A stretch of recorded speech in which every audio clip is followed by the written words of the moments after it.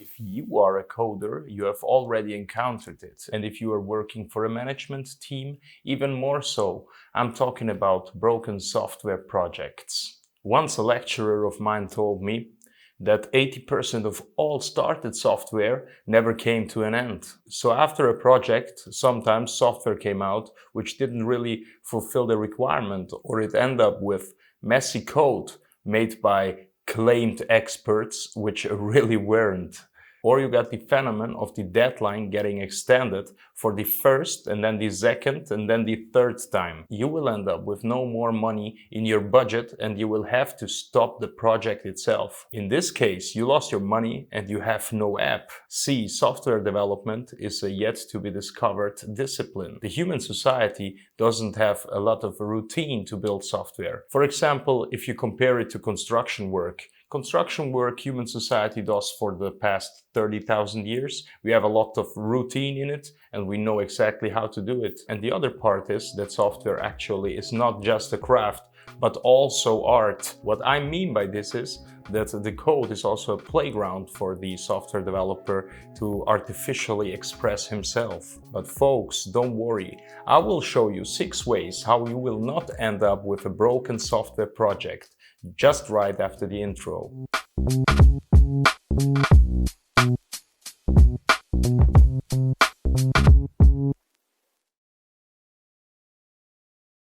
Welcome everybody to today's video with the title 6 Ways to Avoid Broken Software with Scrum. My name is Enis and I'm an experienced senior software developer working for EB4 Switzerland. Check out our website and give a thumbs up to this video, subscribe to this channel and activate the small bell in the corner. Let us just jump into the content of our video. Way number 1 of the 6 ways to avoid broken software projects: don't make final deadlines. So basically, when we try to start a project, we instinctively go by the waterfall model. What that means is, at the beginning of our planning, we try to estimate an end date as a result of our planning. The downside of this is, since we don't know what the future brings, we will never be able to estimate a real deadline. So, from beginning, our deadline will be an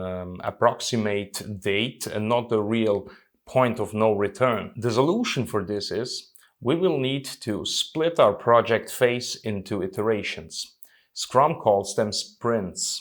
Sprints also have a start and an end, and another, and so on. So this sprint will last for about 3 weeks, and its deadline is not shiftable. You're not allowed to go there and extend the deadline. This is not possible. You will really have to hold this deadline. Working items which you didn't make to implement until the deadline, you will have to shift into the next sprint instead of shifting the deadline itself. Anyways, a software project never really ends. It will go on until it has customers, or at least until somebody is willing to put effort in it. Way number 2 of the 6 ways to avoid broken software projects: go with a flat hierarchy in your project team. A big mistake in the project planning is to hire a lot of project managers and team leaders of any kind. They will be managing the market needs, they will be managing the requirements, the coders, and so on. Since they are the VIPs of the project, they also will have their VIP meetings where no coders are included. The problem with this is that you will have intermediate buffer and the communication between the team members will get slow. The spreading of the requirements to the actual and operational developers will take much longer. In all, the communication will be more error-prone and there will happen a lot of misunderstandings. And the last point, but also very important one, those guys cost a lot. You will have less money for operational coders. The solution is to have a flat hierarchy in your project team. The coders will be able to organize themselves, but also tasks inside of the project. And since the coders were invited in every meeting, they know everything and they don't have to run around to get their informations. Way 3 of our 6 ways to avoid broken software projects: care for your sprints just in time. A big problem would be to focus on the end product of your project. So you should not have all the detailed requirements from the beginning for the end product. So your managers and your architects, they will design a conceptual plan and the detailed requirements for all of the project. The problem with that is that your designs and your requirements are not flexible enough, they are carved in stone, and they are not ready to react to unexpected events in the future. Your conceptual design will be outdated sooner or later, same with the requirements. The opposite problem could also take place, which means that your requirements weren't really detailed from the beginning, and you will give the individual coders their playground to fulfill themselves. That could be fatal for the end product. The solution to this is make the requirements and the designs for your sprint ad hoc just for the time of your sprint.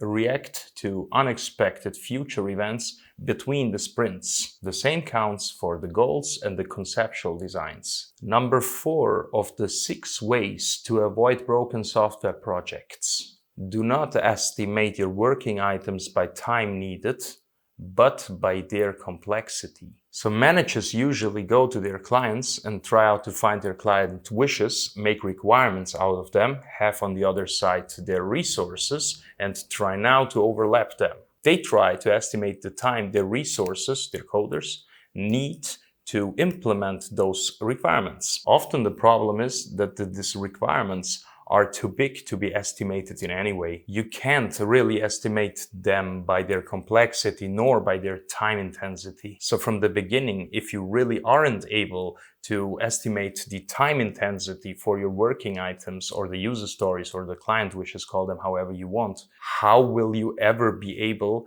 to know when the app will finish? The solution to this is that you will need to have guidelines at the beginning. These user stories are more epics, something big which is not measurable.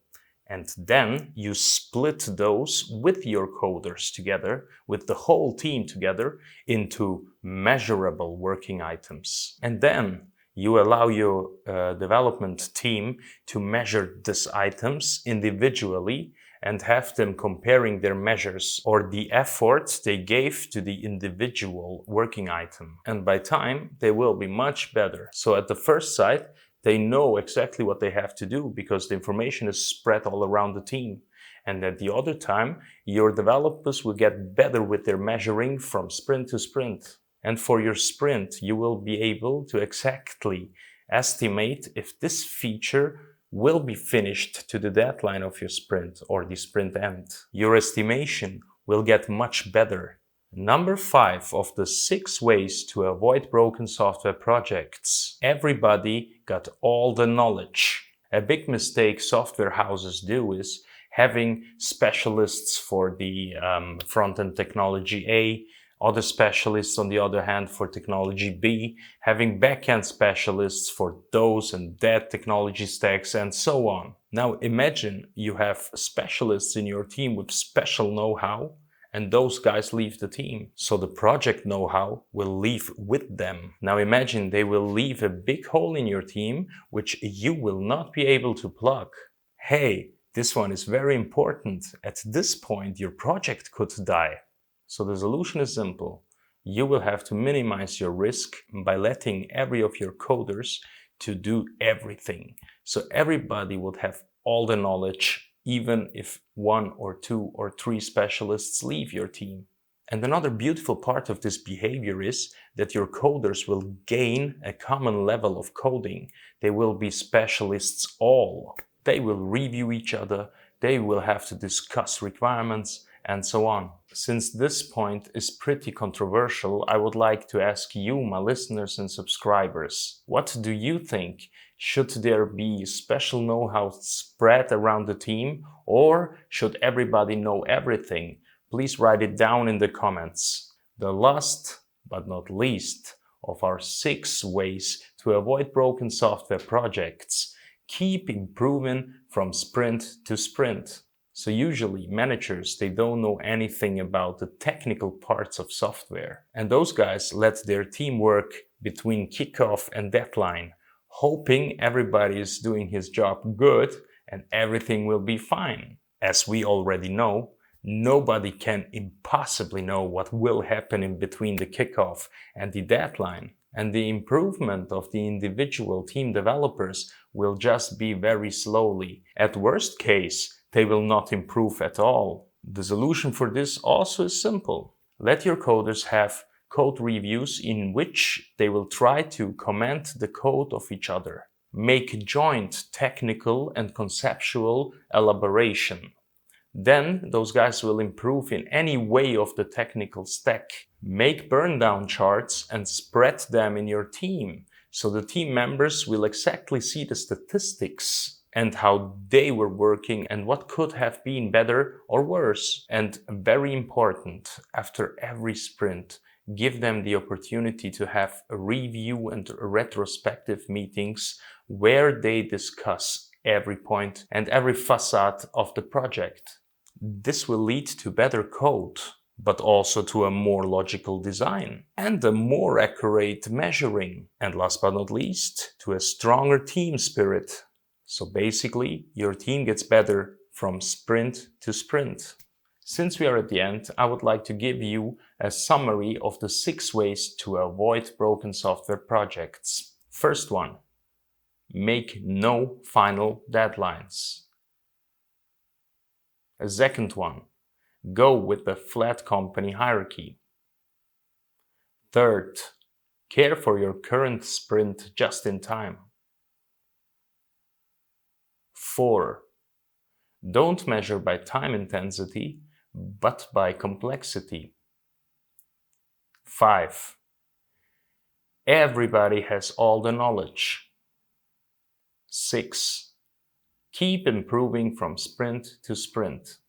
New videos about software engineering and its business topics will follow soon, so stay tuned. Thank you everybody for watching this video and have a nice one. Bye bye.